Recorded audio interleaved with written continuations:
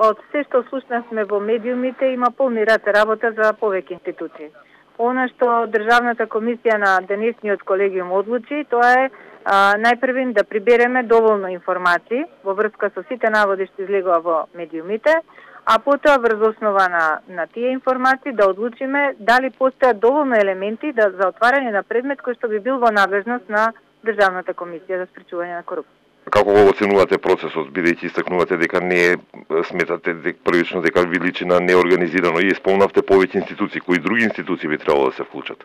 Па инспекцијските служби, јавното обвинителство, пред се јавното обвинителство би требало да го преиспита случајот. Ние ќе ги собереме информациите првин за да оцениме дали ќе има елементи да отвориме во наша надлежност, значи од аспект на оценка на системот, да тогаш може Државната комисија да каже, да утврди каде се системските слабости, пропусти и да даде свој препораки понатаму. Меѓутоа, она што значи обвинување или доколку постои некакво кривично дело, тоа се работи за кои што треба да се одлучи нормално јавното обвинителство.